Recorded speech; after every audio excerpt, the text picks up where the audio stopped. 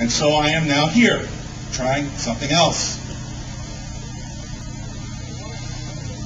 I'm here because Einstein was right when he said that the world is a dangerous place not because of people in it who do evil, but rather because of people in it who stand by and let it happen. I'm here because Dante said in that same vein that the hottest places in hell are reserved for those who in times of great moral crisis maintain their neutrality.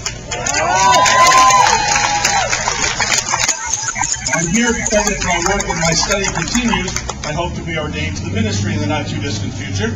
And that ministry demands of me that I point out to anyone who will hear it that when those who cite the Bible as justification for the repugnance of their vote in favor of Prop 8 on November 4th, they're ignorant and obviously haven't read the Bible. When the Bible thumpers who have co-opted Christianity since Ronald Reagan was elected talk about biblical prohibitions against homosexuality in such as Sodom and Gomorrah in Genesis 19 or Levitical law or the shrine prostitutes in Deuteronomy 23 or strange flesh in Jude 1, I'm here to tell them that the Bible doesn't say that. It never did. The very presence of the word homosexual wasn't even in existence until the 19th century. There is no translation for it in the biblical languages. I'm here because I want those who can hear me today to hear something else, to hear from a heterosexual that those whom I have been married these past 18 months and those who demonstrate today in cities across this great nation are children of God no less than they. To them I say that these Americans whom you have so casually deprived of their rights on Election Day are our friends, our families, our co-workers, persons with whom we attend PTA meetings or sit next to in City Council chamber gallery. They are pleasant strangers with whom we chat standing in the grocery line, the party at the next table in our favorite restaurant, or the ones to whom we turn in church to share the peace after the collection of the offering. To deny these people the very same right to know the joy of matrimony that we so take for granted lies in the face of both the spirit and the letter of the only two commandments that Christ gave us in the 22nd chapter of Matthew, to love God and to love neighbor. Same-sex couples who seek to know that joy are the very neighbors about whom Christ was speaking in those greatest of the commandments, upon which he said, hang all the law and the prophets. I signed up to be a wedding commissioner because I wanted to help, but it turned out I got an unexpected surprise. Even those of us in the heterosexual community who may proudly boast a veritable lifetime of empathy for the plight of those in the LGBT community, and who understand fully, though probably only intellectually, that membership therein is by sexual orientation and not personal choice, nevertheless find the mystery in the nature of its attraction. And perhaps because of how the baggage of our own orientation limits our abilities to truly identify with our hearts as well as our heads when it comes to same-sex couples, it is truly mysterious.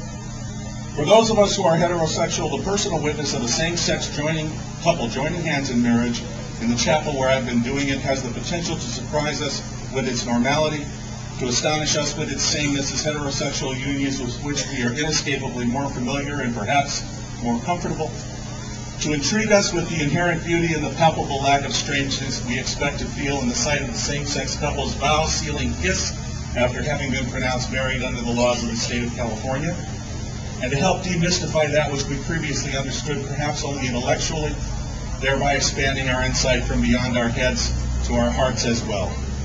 In a time when the heterosexual supporters of Prop 8 are experiencing a divorce rate in excess of 50%, and statistics show that 2 out of 3 heterosexual marriages in California fail within 7 years, most of the now more than 6 dozen same-sex couples who have presented before me for solemnization of their vows are boasting numbers of years together well in excess of 10 to 15.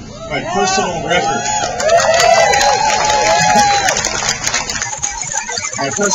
as a lesbian couple who presented in only my second week, 32 years together. But worthiest of note among nearly all of them is the overwhelming sense of indescribable joy and gratefulness they feel for their newfound right to marry, at last. Palpable also is their profound sense of relief upon meeting me in my black pulpit robe and my rainbow stole, looking kind of pastorly. Many of the couples, at that moment they realize that I will be their officiant. One can see relief walked across their faces. Many of the couples have shared with me that as they drove to the county building on their wedding day, they were nearly overcome with dread at the expectation of being married by a deputy commissioner who is only doing it because it's his or her job. who secretly is against same-sex weddings, and who shows it in the way they do the ceremony and therefore ruins the most important day of their life. When I begin their ceremony with a brief personal commentary about the situation, generally throwing in my earlier stated observations about the longevity of same-sex relationships as compared with opposite-sex ones. When I thank them for choosing this day and this time to be married so that I would have the honor of doing it for them, and finally when I add my blessing or wish that whom we join here today let no November ballot put asunder, there is invariably a roar of applause from the witnesses assembled, and the first of what end up being very many deeply felt and highly emotional tears of joy and gratitude from the couple. And therein lay my unexpected surprise. I am a heterosexual whose intellectual understanding of same-sex marriage has been irrevocably and positively changed by this unlikely experience of performing these weddings in that little chapel in the basement of the county building. I have been witness to an embodiment of love which would surprise the religious right, a religious right which, if I had my way, would all have to spend a day with me in that little chapel.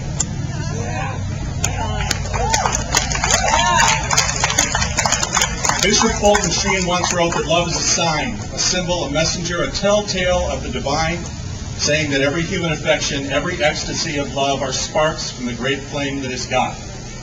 In the same-sex weddings I have performed in that little chapel, I have been touched by the sparks of that great flame, and I am both changed and humbled by it.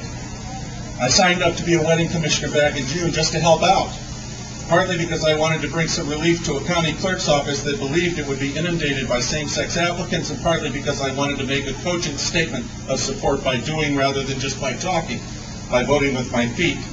I signed up and began volunteering as something akin to a philanthropic act, believing it quite likely that I would be giving a lot more than I'd be getting from the experience. So imagine my surprise when it was the other way around.